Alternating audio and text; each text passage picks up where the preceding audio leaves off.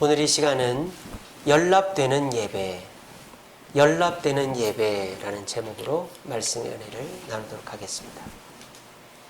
오늘 본문은 제사의 순서가 나와 있죠. 우리는 지금 예배를 드립니다. 하지만 예수님 오시기 전에는 제사를 지내야만 죄를 용서함 받고 축복을 받을 수 있었습니다. 레위기에 나오는 제사는 5가지 제사가 있죠. 첫째는 번제. 번제는 내가 주님 앞에 헌신하겠습니다 라는 의미로 전부를 태워드리는 것이 번제예요. 두 번째는 소제. 제사 중에서 유일하게 곡식을 드리는 제사죠.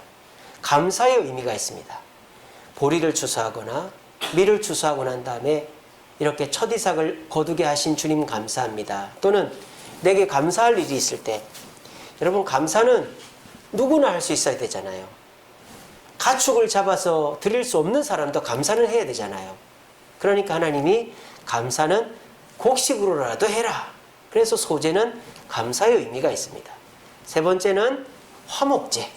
화목제는 하나님께 1차적으로 드리고 나머지로 잔치하는 것이 화목제입니다. 그래서 화목제 제물은 새는 화목제로 드릴 수가 없어요. 왜? 새는 왜 화목제 제물로 못 드릴까요? 먹을 게 없기 때문에. 그리고 다른 제사들은 대부분 수컷을 드립니다.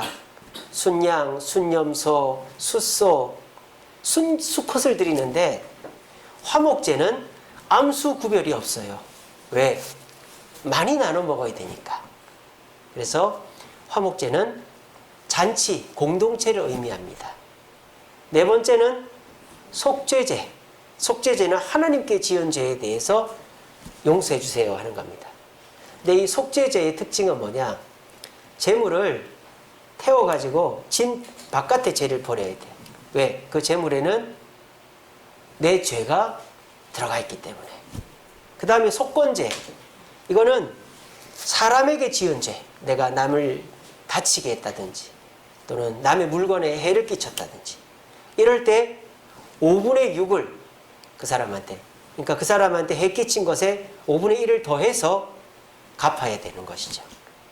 그래서 속건제는 공동체를 뜻합니다. 서로가 화해하고 서로 잘 지내라. 그래서 레위기에는 번제, 소제, 화목제, 속죄제, 속건제 이 5가지 제사가 있습니다. 그런데 이거 말고도 화제, 요제, 거제, 전제라는 게 또 있어요. 이건 또 뭔가? 레위기를 읽으시다 보면 화제, 요제, 거제, 전제가 있거든요. 헷갈립니다. 이거는 제사의 종류가 아니라 제사의 방법이에요. 자, 번제를 드리려면 화제로 해야 되겠죠. 태워서 드리니까. 또 소제, 소제를 드릴 때는 요제로 드립니다. 요제는 흔들어서 올렸다가 흔들어서 내리는 거예요. 그리고 거제는 이제 고기 덩어리를 들었다가 내리는 게 거제예요. 전제는 피나 포도주를 붓는 게 전제예요. 그러니까 화제, 요제, 거제, 전제는 제사의 방법이지 종류가 아니다. 그렇게 생각하시면 되고, 그리고 제사의 종류는 번제, 소제, 화목제, 속죄제, 속건제가 있다. 예, 너무 어렵죠? 그냥 드러나 드세요. 그렇게 있다는 것이고요. 그리고 제사는 번제만 하지 않습니다. 소제만 하지 않습니다. 자, 우리 예배 시간에 찬송만 부릅니까? 아니죠. 기도만 합니까? 아니죠. 설교만 듣습니까? 아니죠. 예배 시간에는 찬송도 부르고 기도도 하고 설교도 듣고 헌금도 하고 축도도 받죠. 그런 것처럼 제사는 하나만 하는 게 아니에요. 예를 들자면은 제가 이제 이 교회 담임 목사가 됐어요. 근데 제가 구약 시대에 태어났다면 이제 예배를 안 하니까 제사로 해야 되겠죠. 그러면 제가 목사 위임식을 하는데 어떻게 하느냐? 첫째로는 속죄제를 드려야 돼요. 왜? 제가 죄가 있으니까 속죄제를 드려서 제 죄를 다 용서함 받고 그 다음에 소제를 드리는 거죠. 하나님 감사합니다. 저를 담임 목사 삼으셔서 감사합니다. 소제를 드리는 거예요. 그 다음에는 번제를 드리는 거죠. 하나님, 제가 이 교회 담임 목사로 충성하고 목숨을 바치겠습니다. 이 제단에서 타는 제물처럼 저도 주님 앞에 드리겠습니다. 번제를 드리고. 끝나고 맨 마지막에는 뭘 하겠어요? 화목제를 하는 거예요.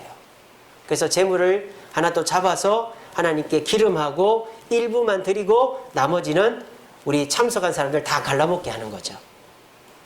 그래서 그 구약에 나오는 제사는 하나만 하는 게 아니라 여러 가지를 동시에 세네 가지를 한다. 이렇게 이해하시면 됩니다. 굉장히 복잡하죠? 그런데 오늘날은 이렇게 복잡할 필요가 있어요? 없어요? 없어요. 왜? 오늘날에는 하나로 다 통일이 됐거든요. 뭐로 통일이 됐다? 예배로 통일이 됐다. 그러니까 우리는 얼마나 가축을 끌고 올 필요도 없고 절차를 익힐 필요도 없고 피를 묻힐 필요도 없고 얼마나 감사합니까? 그래서 우리는 이 예배 한 번으로 우리의 죄도 용서받고 하나님께 감사도 올려드리고 은혜도 받고 헌신도 다짐하는 모든 것이 되니까 참으로 감사하다 그런 생각이 듭니다.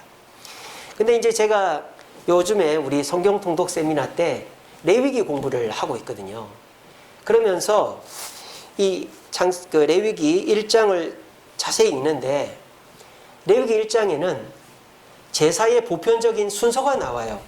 순서가 이렇습니다. 자, 그냥 제사를 그냥 하는 게 아니에요. 먼저 이 제물을 잡아야 돼요. 이 제물은 제사를 드리는 백성이 집에서부터 갖고 오는 겁니다. 어려서부터, 그러니까 새끼 때부터 잘 구별해서 키운 제물을 갖고 오는 거예요. 갖고 와서 제물을 잡습니다. 잡을 때 나오는 피를 이렇게 받는 거예요. 저도 군대에 있을 때 체육대회를 해가지고 돼지를 상으로 받았어요. 그래서 저 군대에 있을 때 돼지도 잡아봤어요. 돼지를 이렇게 다리를 묶어놓고 목을 땁니다. 멱 딴다 그러잖아요. 멱 따는 소리 하고 있는데 그게 돼지 멱 따는 소리예요. 꽥꽥 그럽니다. 막. 목을 딱 따면요 피가요 얼마나 몇 리터가 나옵니다. 몇 리터가. 그래서 우리는 뭐 선짓국을 해먹을 건 아니기 때문에 이 배수로에다가 목을 갖다 놓고 목을 따요. 그러면 피가 콸콸콸콸 나옵니다. 그래서 피를 다 빼고 나면은 다리를 다 자르고 토치 가지고 털을 그슬려 가지고 칼로 이렇게 다 훑어내고 그 다음에 이제 몸을 이제 이렇게 조각을 내는 거죠. 안에 있는 내장을 다 꺼내고 몸을 조각을 내는 겁니다. 자, 이렇게 해서 도사를 해요. 도사를 한 다음에 이 받아낸 피를 어떻게 하느냐? 전제를 하는 거죠. 피를 이 제단 주변에다가 뿌리는 거예요. 이 제물에 뿌리지는 않습니다. 왜? 제물에 뿌리면 불이 꺼지잖아요. 그래서 제단 이 번제단 벽이나 바닥에 피를 뿌리는 거예요. 그래서 이제 이 제물을 잡고 나면 이걸 이제 가죽을 벗겨야 되겠죠. 가죽을 벗기고 그 다음에 이 살덩어리를 조각을 내는 거예요. 조각을. 그런 다음에 이제 제사장이 이 제단에 나무를 깔아놓고 조각낸 제물을 올려놓고 태울 준비를 합니다. 그리고 그 사이에 이제 내장을 꺼내서 그 내장을 손질을 해야 돼요. 그리고 난 다음에 이 제물을 태울 때에 찬양을 부릅니다. 이게 제사 드리는 7단계예요. 안수를 하고 도사를 하고 피를 제단 주변에 뿌리고 가죽과 이 몸을 조각을 내고 그 다음에 제단에 나무를 깔아놓고 내장을 손질한 다음에 제물을 올려 태우고 그때에 백성은 찬양을 한다. 이게 제사의 단계인데 제가 그동안에 잘 몰랐던 것이 하나 있어요. 저는 제사는 제사장이 하는 건 줄 알았어요. 그래서 백성은 제물을 갖고 와가지고 제사장님 제가 속죄할 것이 있는데 이거를 하나님께 좀 드리면서 제 죄를 속죄해주세요. 알겠습니다. 이 제물에 기도하세요. 그러니까 손을 얹고 하나님 제 죄를 이 양에게 전가합니다. 이 양을 받으시고 제 죄를 용서해주세요. 하면 제사장이 피 빼고 가죽 벗기고 각 뜨고 나무 위에 올려놓고 태우고 하는 줄 알았어요. 근데 여러분 오늘 성경을 자세히 보시면 그렇지 않아요. 안수하고 도사를 하는 거는 누가 할까요? 백성이 합니다. 백성이. 제사장이 하지 않아요. 오늘 성경에 보세요. 번제물 머리 그는 4절에 보시면 그는이라고 되어 있죠. 요 그는이 누굽니까? 백성을 말하는 거예요. 백성은 번제 머리에 안수하고 그리고 5절에 보시면 그는 백성은 수송아지를 잡을 것이요. 제사장은 뭐랍니까? 5절에 보시면 제사장들은 피를 가져다가 뿌릴 것이고 그러니까 피를 뿌리는 건 누가 한다? 제사장이 한다. 자, 그 다음 또 보세요. 6절에 보세요. 그는 번제물의 각을 뜬다. 가죽을 벗기고 각을 뜨는 건 누가 한다? 제사장이 한다? 아니에요. 백성이에요. 백성이. 자, 그러면 이제 제단에 불을 피우기 위해서 불 붙이는 나무를 버리는 거는 7절에 보면 누가 한다? 제사장이 한다. 자, 그런 다음에 내장을 손질을 해야 되는데 내장은 누가 손질할까요? 9절에 보시면 누가 그 내장과 정강이를 그 사람이 물로 씻는 거예요. 그러면은 그 손질된 거를 태우는 것은 누가 합니까? 제사장이 한다. 그래서 제단을 준비하는 거는 제사장, 내장을 손질하는 거는 백성, 태우는 거는 제사장, 찬양은 백성이 합니다. 자, 보세요. 7개 중에서 누가 더 많이 합니까? 제사장이 많이 합니까? 백성이 많이 합니까? 백성이 하나 더 많이 하죠. 자, 횟수만 보지 마시고 힘든 일은 누가 다 합니까? 힘든 일은 누가 다 하죠? 백성이 다 합니다. 이 짐승 잡는 게 얼마나 힘든데요. 안 죽으려고 얼마나 용을 쓰는지 모릅니다. 그리고 이 가죽을 벗기고 이 몸을 조각을 내는 거, 여러분 푸주간 같은 데 가면은 이 도살하고 이렇게 하는 사람 얼마나 힘들어요. 막 등치 커야 되잖아요. 내장을 손질한다고 생각해보세요. 그 비린내 나고 말이죠. 그걸 빼가지고 내장을 손질한다? 엄청 힘든 일입니다. 그러니까는 제사가 백성은 그냥 재물 가져가서 우리가 그 방앗간에 고추 빠고 기름 짜듯이 어이 김씨 고추 좀 빠줘. 어이 아줌마 여기 기름 좀 짜줘요. 이렇게 하면 고추를 빠주고 기름을 짜주는 게 아니에요. 제사는 제사장이 보조적인 역할이고 제사의 주도적인 역할은 누가 하는 거다? 백성이 하는 거예요. 내가 하는 거예요. 그런데 오늘날은 제사를 드리지 않고 뭘 드린다? 예배를 드린다. 자, 그러면 한번 봅시다. 예배를 주도적으로 드려야 될 사람은 접니까? 여러분들입니까? 여러분들이 돼야 되는 거예요. 근데 과연 요즘에 예배가 성도들이 예배를 주도적으로 드리고 있는가 하는 것이죠. 옛날에 60, 70년대에는 목사가 많지 않았어요.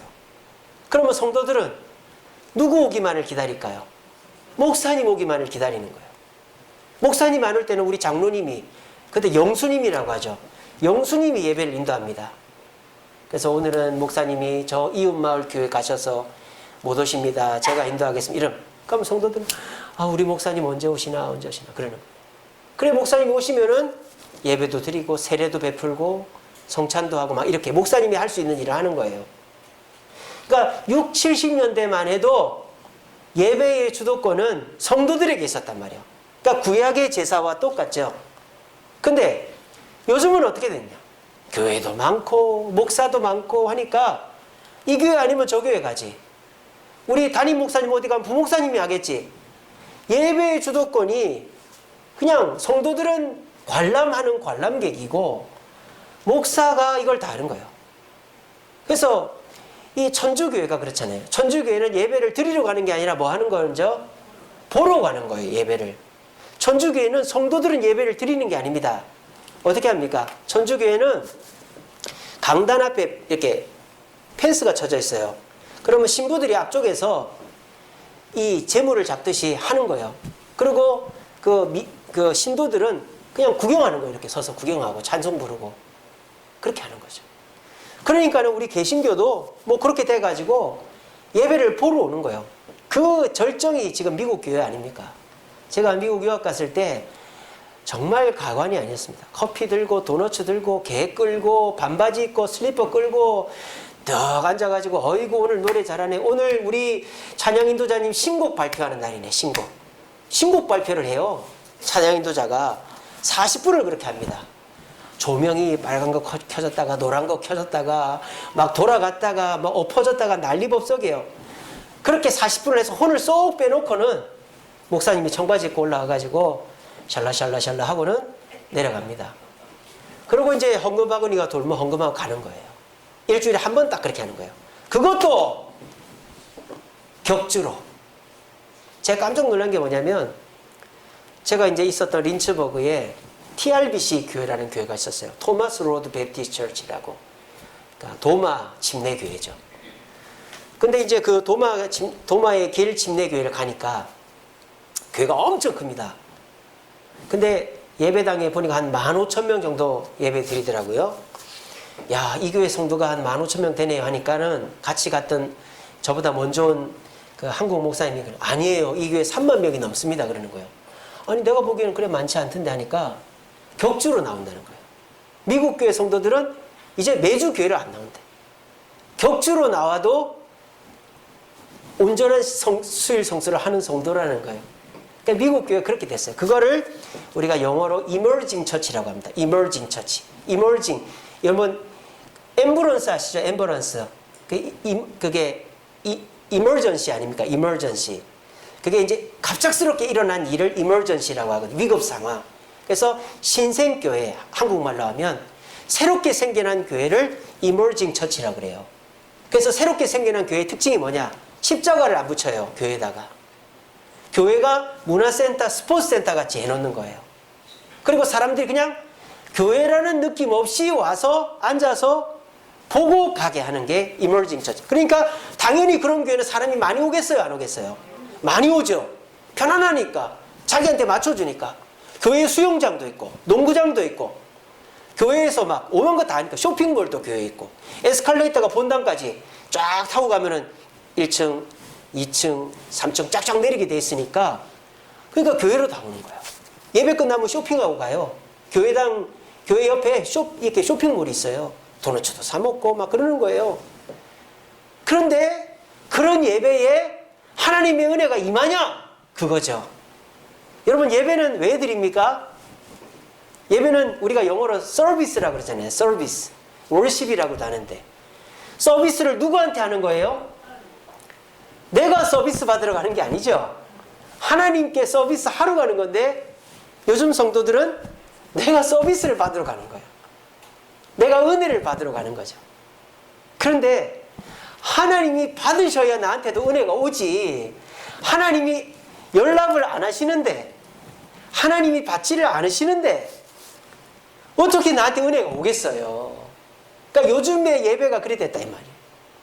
제가 그 지난주 월요일인가 화요일인가 자양동을 한번 갔습니다. 대설교회 그 맞은편 골목 들어가면 교회가 하나 있어요. 이름은 안 밝히겠습니다만 그 교회가 새로 건축을 했어요. 그래서 여기 건축했다고 들었는데 한번 가보자. 근데 교회가 없는 거예요.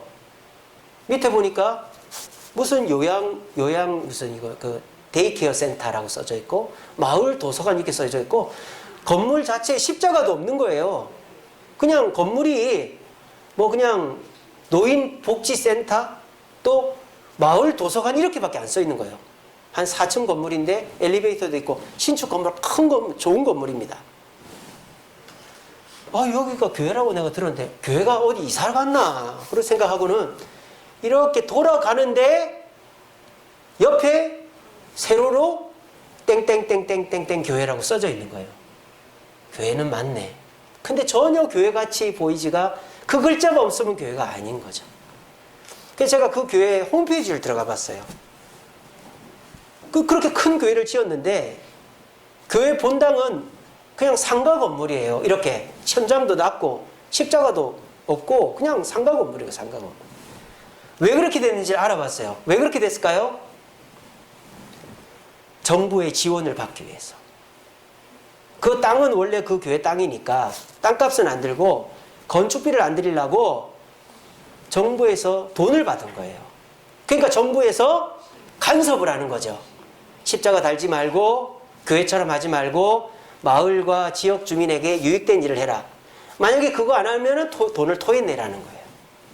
그렇게 교회를 지어놨고 지금 그렇게 예배를 드리고 있더라고요.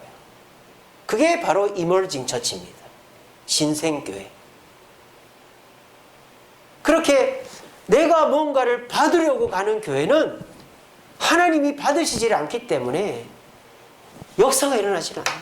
물론 제가 그 교회가 역사가 일어난다 안 일어난다 말은 못합니다만 제가 볼 땐 그래요. 그 교회를 보고 저희 주세움 교회를 봤어요. 저희 교회는 교회처럼 지으려고 지금까지도 싸우고 있잖아요. 예배당이 천장이 낮으면 안 되고 예배당이 천장도 높고 예배당이 교회다워야 되니까 우리가 돈을 몇 억을 들여가지고 지하를 판 거 아닙니까? 지하를 팔 때 주변에서 민원 들어오고 혹시라도 옆 건물 넘어가면 그거 새로 지어줘야 돼요. 그런 위험이 있다고 막 우리한테 협박을 하고 해도 눈 하나 끔쩍 안 하고 우리가 그걸 지어낸 거 아닙니까? 여러분 나중에 지하에 한번 들어가 보시죠. 감격스럽습니다. 어떻게 이 동네 항복관에 이렇게 넓은 공터가 있을 수 있을까? 지금 그 방수공사 하고 있는데 너무 멋집니다. 우리 본당이. 그렇게 크지는 않아도. 그리고 우리가 또 싸운 게 뭡니까? 구청에서는 절대 이 유리로 하지 말라는 거예요. 지역 주민들이 민원 넣는다. 그 우리가 처음에 허가를 이거로 못 받았잖아요. 근데 이거를 빌라처럼 해놓으면 이게 교회가 아니잖아요. 교회처럼 안 보이잖아요.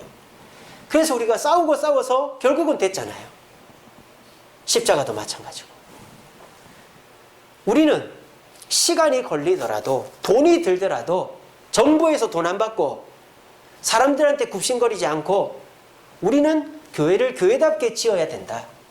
그래야만 이게 하나님이 역사하시고 하나님이 이 교회에서 예배를 받으신다 라는 확신 속에서 우리는 그렇게 짓고 있는 것입니다. 여러분 교회를 왜 나오십니까?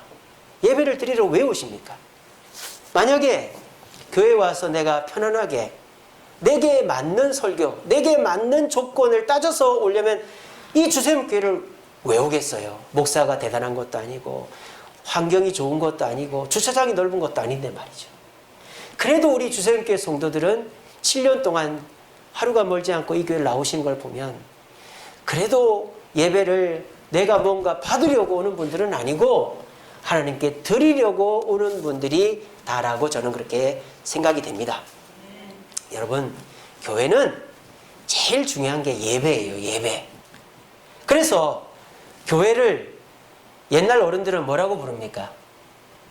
예배당이라고 그러잖아요. 예배당. 예배당 간다. 예배당 간다. 예배당 짓는다. 예배당 짓는다.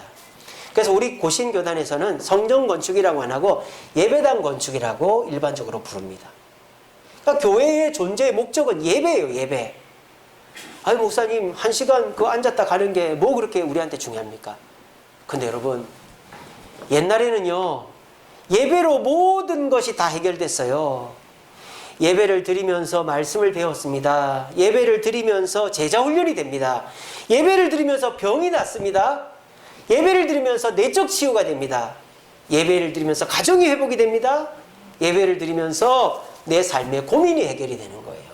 그런 일은 우리 주세움께서도 일어나고 있어요. 이 같은 공간에 지금 앉아있는 여러분들 중에서도 주님이 연락되게 예배를 드리는 사람은 말씀을 배우고 제자훈련을 받고 몸이 고쳐지고 우울증이 떠나가고 그리고 가정이 치유되는 역사가 있는 줄로 믿습니다.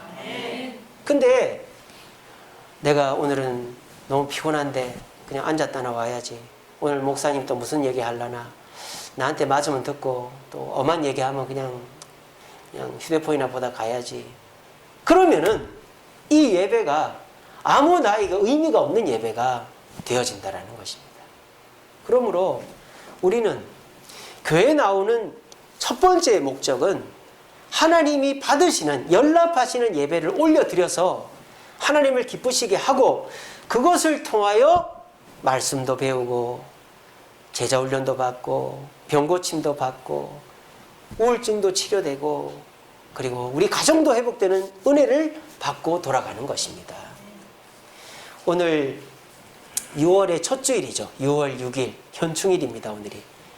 자, 오늘 6월의 첫 주일인데 제가 첫째 주마다는 좀 은혜 설교보다는 우리가 자칫 잘 까먹고 지나가는 거, 우리가 소홀히 생각하는 거에 대해서 좀 가르쳐야 되겠다는 마음이 있어요.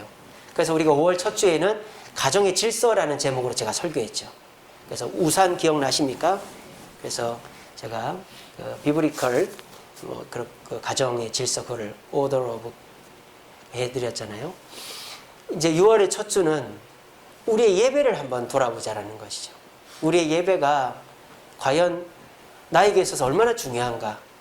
그냥 한 시간 앉았다 가는 것인가? 아니면 내가 이 예배를 통해서 정말 큰 변화를 경험하고 큰 깨달음을 얻고 내 인생이 바뀌는 계기를 경험하고 있는가 하는 걸 돌아보자는 거예요. 저는 대학을 국어교육과를 사범대학교 국어교육과를 갔습니다. 왜냐? 선생님을 하려고. 그러면 제가 왜 선생님을 하려고 했는지 아세요? 제 중학교 2학년 때 사회선생님이 있었어요. 근데 그 사회선생님이 숙제로 어떤 기사문을 주면서 여기에 대한 이 기사에 대한 기사문을 각자 써오라 그랬어요. 그래서 제가 그때 어떤 기사에 대한 기사문을 써서 이제 발표를 하는데 제가 걸려가지고 발표를 했어요. 근데 선생님이 저한테 칭찬을 한 거예요. 야, 이제는 글도 잘 쓰고 발표도 잘하네. 그 말이 너무 제가 기분이 좋았던 거예요. 그래서 그럴 일만 있어 제가 할게요 막 그래가지고 뭐 글 쓰고 말하는 거를 너무너무 재밌게 한 거예요. 그러다 보니까 제가 설명충이 됐다고 한번 말씀드린 적이 있죠. 뭐만 있으면 설명을 해주려고 하다 보니까 사람들이 저를 좀 거북하게 생각하는 경우도 있지만 어쨌든 저는 그 한순간 중학교 2학년 사회시간 그 한 번 시간에 제 인생이 결정난 거예요. 그래서 제가 국어 선생님을 하려고 중학교 때부터 대학교 때까지 하다가 하나님께서 이 목회의 길로 인도하셨는데, 그러니까 목회도 사실은 글 쓰고 말하고 가르치는 거니까 맞는 거죠. 그러니까 저에게 있어서 그 중학교 2학년 사회 시간에 그 발표 한 번이 제 인생을 바꾸는 거예요. 내가 글을 써야 되겠다. 발표를 해야 되겠다. 글을 쓰기 위해서 좀 공부를 해야 되겠다. 내가 뭔가를 해야 되겠다는 동기가 부여가 된 거죠. 여러분, 우리 인생요, 한순간입니다. 한순간에 내가 확 변하기도 하고 한순간에 나락으로 떨어지기도 해요. 저는 그 한순간의 스파크 중에서 가장 중요한 순간 중에 하나가 이 예배의 시간이라고 생각해요. 왜냐? 이 예배는 우리가 하나님을 찾아가는 게 아니라 하나님이 약속된 시간에 미리 오시는 시간입니다. 하나님이 이 낮고 처는 주세임 교회에 오신단 말이에요. 그리고 우리 예배를 받으시기 위해서 기다리고 계신 것이죠.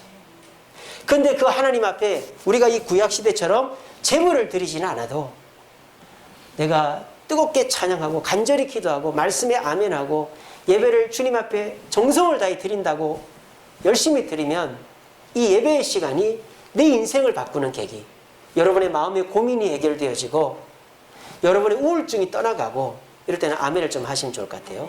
여러분의 마음의 고민이 해결되고 여러분의 우울증이 떠나가고 여러분의 직장과 사업에 하나님의 형통함이 임하고 우리 가정의 문제가 해결되는 예배가 될 줄로 믿습니다. 여러분, 그렇게 고백하고 예배를 드리는 자는 진짜 그렇게 되는 거예요. 저는 개인적으로 이 예배보다도 예배를 드리기 전까지, 직전까지가 너무너무 큰 은혜입니다. 왜냐? 제가 뭐 다 말씀은 못 드리겠지만은 지난주에도 여러 복잡한 일들이 많았어요. 몇 가지만 말씀드릴까요? 저희 집사람이 MRI를 찍었습니다. 상사씨가 왔어요. 갑자기 이쪽 눈이 튀어나오는 거예요. 그래서 눈이 한 곳을 보면 하나는 이렇게 보고 하나는 이렇게 보니까 눈이 안 보이는 거예요. 흐리게. 그리고 우리 세안이가 심리 검사를 받았어요. 애가 문제가 있어가지고. 지난주에 제가 우리 가정 일로 바빴습니다. 병원에 갔다가 MRI도 찍고 세안이 상담받으러 가고, 그리고 이제 우리 뭐 교회적인 일도 있고. 근데 신기한 일은 뭔지 아세요? 그 모든 일들이 항상 그래왔던 것처럼 토요일이 되면 다 마무리가 되더라는 거예요. 토요일이 딱 되면 제가 예배를 집중해서 인도하게 하기 위해서 하나님이 어느 정도 마무리가 되게 하셨어요. 한 가지, 뭐 이거는 뭐 재밌는 건데, 병원에 가서 진료를 받고 MRI 예약을 했는데 세상에 150만 원을 달라는 거예요. 근데 우리가 돈이 없다. 그러니까는 보험 혜택을 줘서 한 60만 원으로 깎아줬어요. 근데 그것도 얼마나 큰 돈입니까? 지금 우리 성물도 돈도 내야 되는데 돈도 없고. 그 고민을 하는데 하나님 지혜를 주셨어요. 실비가 저희 집 사람이 있거든요. 전화를 해보자. 전화를 했더니 실비 그 상담원이 저희 집사람 실비는 하루에 25만 원씩만 혜택을 받을 수 있다는 거예요. 그러니까 저희는 진료도 받고 MRI도 그날 저녁 때 찍으려고 그랬거든요. 그래서 빨리 병원에 전화해서 MRI를 뒷날로 옮겨버렸어요. 그래서 25만 원을 벌은 거죠, 저희가. 그런 것도 저는 하나님의 은혜라고 봅니다. 그러니까 이제 그런 식으로 일주일 동안 있었던 고민들을 하나님께서 토요일이면 종합 선물 세트를 주듯이 해결을 해 주시더라고요. 그래서 이 주일 예배를 제가 근심 걱정에 빠져서 막 예배를 제대로 못 인도하게 하지 않으려고 저를 그렇게 편안하게 해 주시더라고요. 그래서 저는 그런 체험들이 많습니다. 그래서 제가 토요일만 되면은 마귀가 저를 엄청 괴롭히는데 내일 또 무슨 은혜가 있으려고 이렇게 괴롭히나 그런 생각을 해요. 그래서 저는 제 개인적으로 예배 전에 은혜를 많이 받습니다.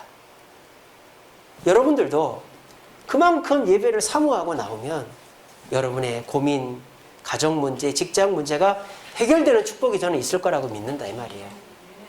그리고 이 예배는 내가 목사님이 시키는 대로 그냥 가만히 앉아 있는 게 아니라 목사님 일어나라면 일어나고 앉으라면 앉고 기도하라면 눈 감고 말씀 전하면 그냥 가만히 듣고 있고 그렇게 하는 게 아니고 예배는 내가 더 주도적으로 해야 되는 거예요. 그리고 내가 더 열심히 해야 되는 거예요. 목사님보다도 더. 근데 요즘은 목사만 은혜 받고 앉아있어. 목사만 열심히 하고 있어. 성도들은 니는 떠들어라 나는 듣는다 이러고 앉아있고 말이죠. 그러니까 그 예배가 목사는 은혜가 되고 하나님의 역사를 경험할지는 몰라도 성도들은 그냥 시간 낭비하고 가는 거예요.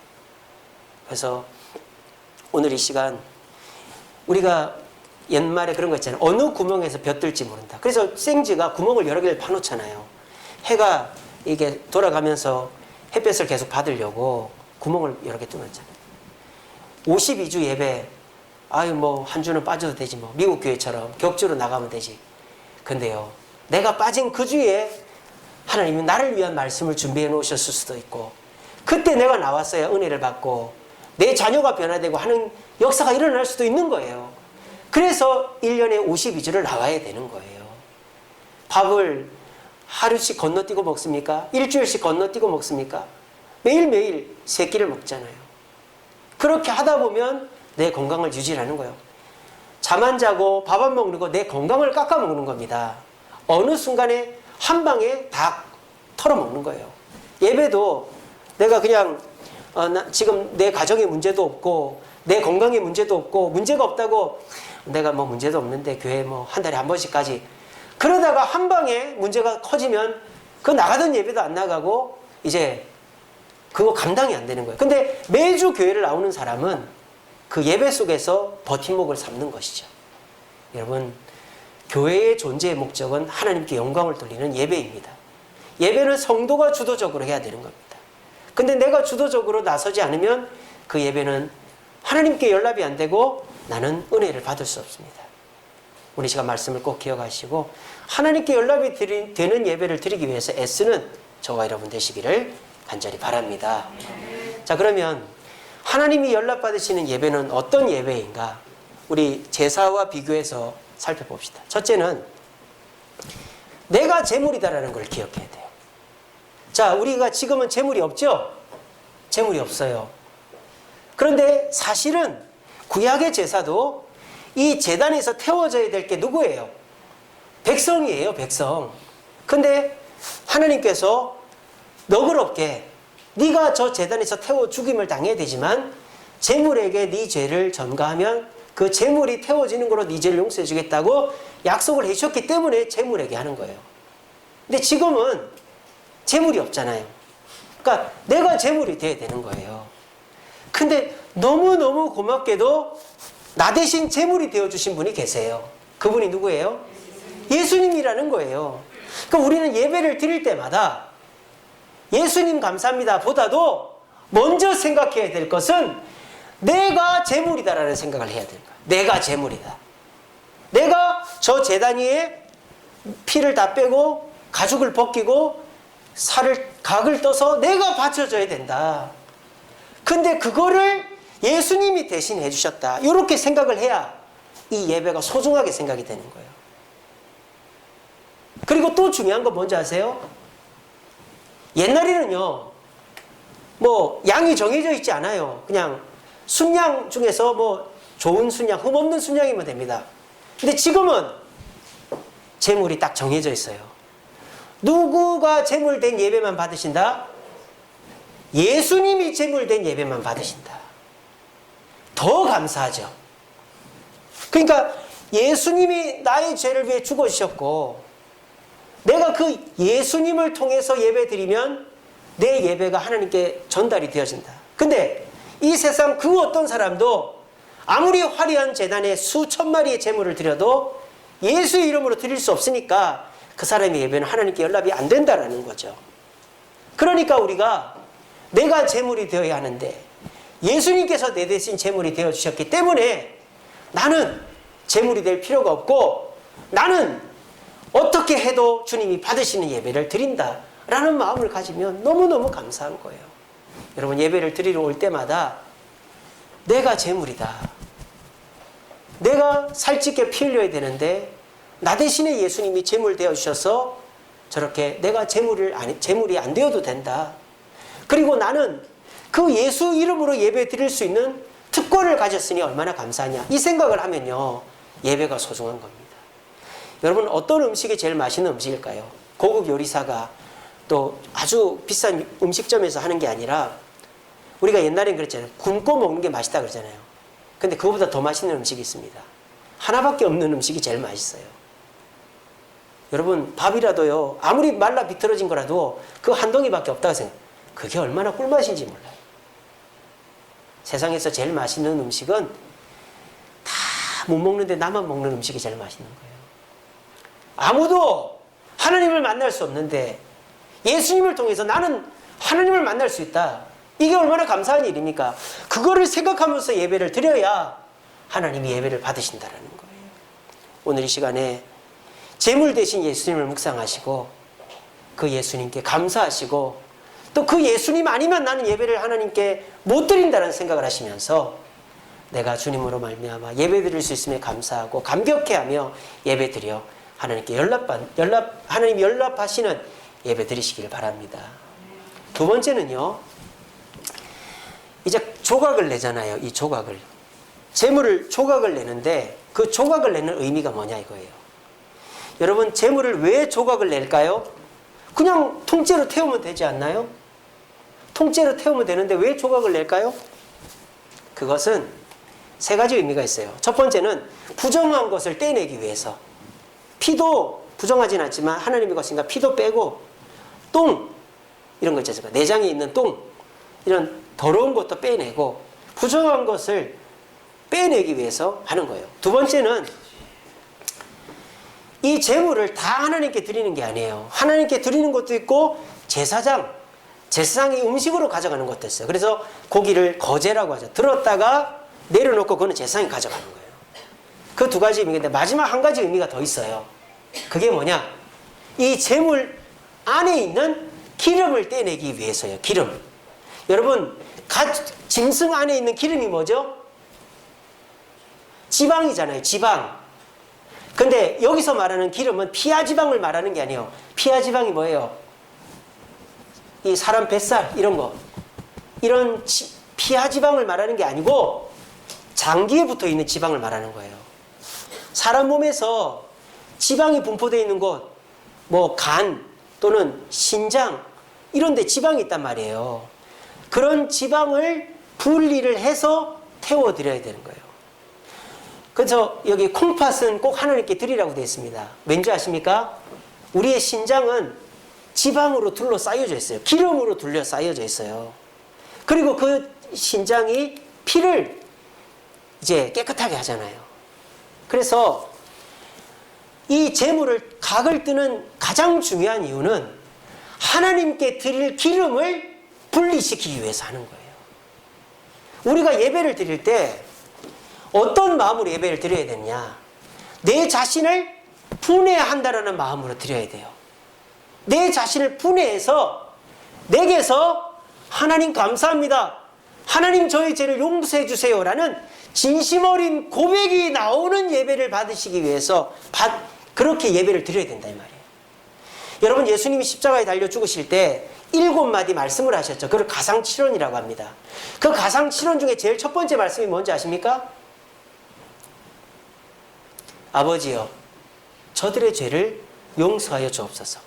사람이요 힘들고 어려우면요 원망 불평이 나오게 됐어요. 아이씨 왜 나만 이래, 저 사람은 저런데, 아유 억울해 답답해 힘들어 싫어.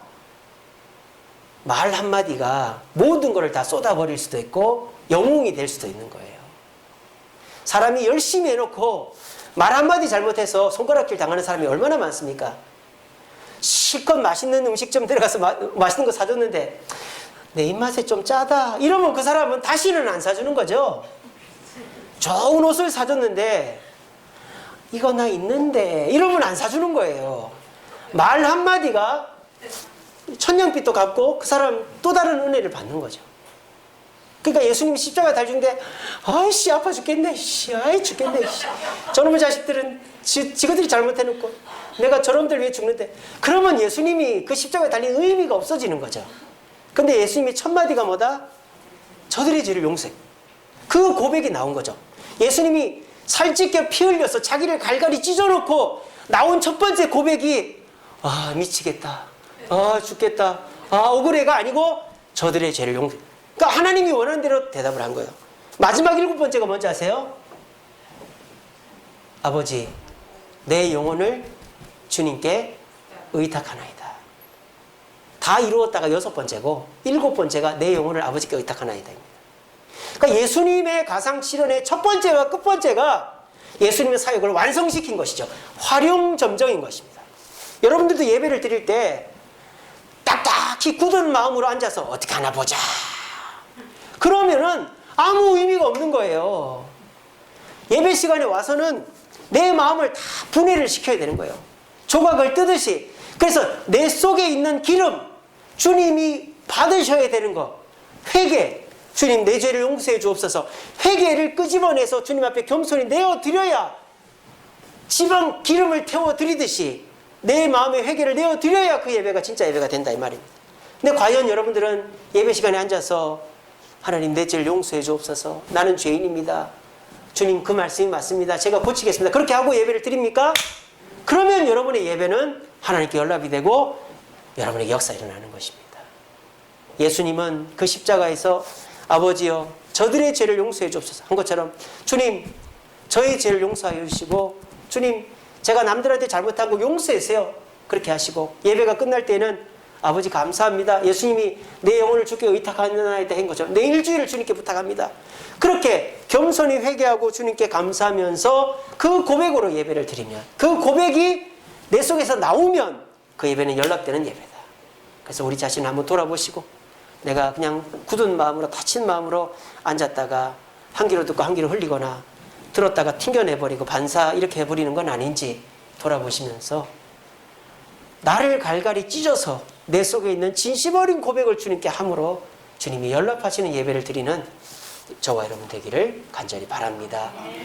마지막 세 번째는요, 이 모든 제사의 마지막이 뭐라고요? 찬양. 이 찬양은 제사장이 하지 않아요. 백성이 하는 거예요. 뭐라고 찬양할까요? 번제를 드렸으면 주님 앞에 헌신하겠습니다, 헌신의 찬양을 하고, 또 소제를 드렸으면 하나님 더 감사합니다, 감사의 찬양을 하고, 속죄제를 드렸으면 제 죄를 용서해 주셔서 감사합니다, 찬양을 하는 거예요. 자, 그래서 찬양은 뭐다? 감사다. 자, 그런데 제사가 끝났다고 해서 내가 헌신을 해야 되는 힘이 나한테 실질적으로 느껴지는 것도 아니고 내 문제가 실질적으로 해결된 것도 아니죠. 근데 제사가 끝남과 동시에 찬양, 감사의 찬양을 해야 되는 거예요. 이건 무슨 뜻입니까? 미리 감사하는 거죠. 우리가요 똑같은 사람을 만나도 진짜야 이렇게 해줄 거야, 너 안 해주면 큰일 나 이러면 그 사람이 해주고 싶은 것도 안 해주거나 미룬단 말이에요. 근데 어떤 사람이 내가 도와줄게 했는데 어떻게? 감사합니다, 감사합니다 이러면 어떻게 해요? 그 사람이 안 해줄 것도 해주고 늦을 것도 땡겨서라도 해준다 이 말이에요. 감사는 미리 하는 것입니다. 감사에는 유효기간이 있어요. 내가 마음속으로 감사하다. 물론 그렇게 안 하는 사람도 있죠. 자기가 감사한 걸 느끼면서도 이렇게 표현을 잘 못하는 사람이 있어요. 그러면은 참 관계가 나빠지는 거죠. 특별히 남편들 보면은 과묵하다 못해 입을 닫고 사는 사람들 보면은 마누라한테 여보 음식이 맛있네, 여보 고마워, 이 말 한마디 하면은 더 좋아질 텐데 그냥 그래, 밥이 다 똑같지 뭐, 그렇게 하니까는 차려줄 밥도 안 차려주고 그냥 뭐 드럼통에다가 국 한 그릇 끓여놓고 여보 일주일 동안 제주도 갔다 올게 이렇게 하는 거예요. 근데 말끝마다 감사하다, 맛있다, 어디서 이럴 걸 배웠냐, 당신이 최고다 그러면은 이제 잘해주는 거죠. 감사는 유효기간이 있어요. 감사는 좋은 거를 받고 하는 게 아니라 감사는 미리 하는 겁니다. 미리. 그 사람이 약속을 하면 미리 감사를 하면 감사는 더 커지는 거예요. 그것이 감사의 축복입니다. 우리가 예배를 드릴 때 예배가 끝났어요. 근데 뭐 예배를 드렸다고 해서 한 시간 반 동안 앉아있다 가고 뭐 피곤하고 힘들죠. 그리고 주차장 가면은 차 막혀있고 그러면 짜증나고, 그런데 그때 짜증을 내고 피곤하다고 하면 그 예배가 연락이 안 된단 말이에요. 하나님 감사합니다. 말씀 주셔서 감사합니다. 은혜 주셔서 감사합니다. 마음의 평안 주셔서 감사합니다. 미리 감사하는 거죠. 그러면 하나님이 그 감사를 들으시고 안 해줄 것도 해주고 해줄 것도 빨리 해준다. 여러분 오늘 예배 끝나고 돌아가실 때 우리 주생님께는 그런 것 같아요. 예배가 끝나면 그 교회가 좁아서 그런지 몰라도 얼마나 시끄러운지 막 서로가 아이고 왔나 그러고 막 웃고 난리가 나요. 그러니까 우리 교회는 참 예배가 참 좋은 것 같아요. 예배 끝나면 다들 분위기가 너무 좋으니까. 제가 막 재미없는 설교, 또 여러분들이 좀 부담되는 설교를 해도 예배 끝나면 언제 그랬냐는 듯이 막 서로 웃고 붙고 난리가 나요. 설교를 제대로 안 들어서 그런가? 한 귀로 듣고 한 귀로 흘려서 그냥 뭐 목사님 저러는가 보다 하고, 그래서 그렇지는 않겠죠? 여러분들 은혜 받았지만 감사로 받았기 때문에 그렇겠죠? 예, 알겠습니다. 우리 교회는 분위기가 참 좋아요. 예배 끝나도 다들 웃고 분위기가 좋잖아요. 교회 오길 잘했다 그런 마음이 들죠. 감사가 있으면 우리가 미리 감사하면 은혜가 넘친다라는 걸 기억하시고 우리 모두 감사하는 저와 여러분 되기를 바랍니다. 말씀 맺겠습니다. 같이 읽어봅시다. 시작.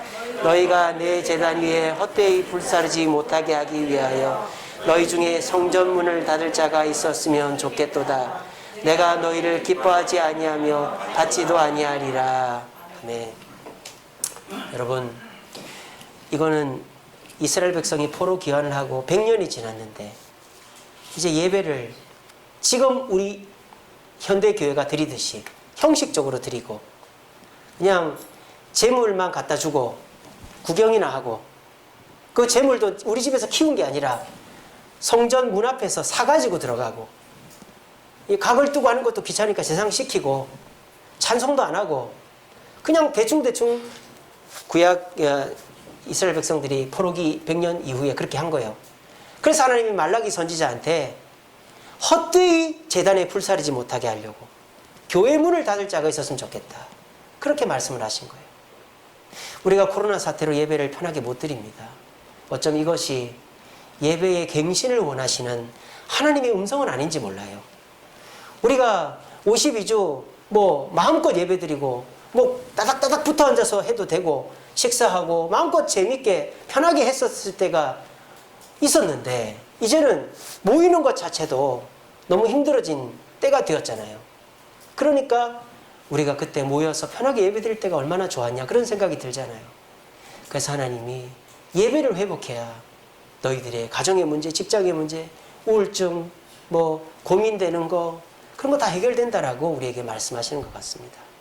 그렇게 되기 위해서는 우리가 목사도 바뀌어야 되지만 예배의 주도권은 성도 나 자신에게 있다는 생각을 해야 돼요. 그래서 내가 예수님이 제물이고 나는 구경만 하지, 그게 아니라 내가 제물이다라는 생각을 해야 돼요. 그런데 예수님이 대신해 주셨으니 얼마나 감사하냐 그 생각을 해야 되고, 그리고 나를 갈기갈기 찢어서 내 속에서 고백이 주님 나는 죄인입니다, 나에게 은혜 주셔서 감사합니다, 그 고백을 올려드리는 예배가 돼야 되고, 그래서 예배 시간에 우리가 함께 예배 드리지만 각자의 고백이 있어야 되는 거예요. 기도할 때 각자 기도하고 각자 하나님께 고백이 있어요. 그리고 내가 은혜를 못 받아도 나중에 받을 은혜에 미리 감사하면 여러분의 감사거리가 땡겨지는 거예요. 한번 그렇게 해보세요. 6월 한 달 동안 우리 연락되는 예배를 해봅시다. 내가 예배의 주도권자다. 예배 시간 다 돼서 오지 마시고, 설교 들을 때 돼서 오지 마시고, 일찌감치 오셔서 기도도 하시고, 우리 중보기도단 기도도 하는 것처럼 기도로 준비하시고, 찬송도 뜨겁게 부르시고, 기도할 때 간절히 기도하시고, 말씀도 귀담아 들으면서 가슴을 치시고, 그렇게 예배를 한번 드려보세요. 그러면 6월 한 달 동안 신기하게 내 삶의 변화의 시발점이 일어나는 역사가 일어날지도 있을 거예요. 우리 모두 6월 한 달 동안 주님이 연락하는 예배를 드림으로 그동안 해결하지 못했던 문제들을 해결하는 저와 여러분들 되시기를 간절히 바랍니다. 기도하겠습니다.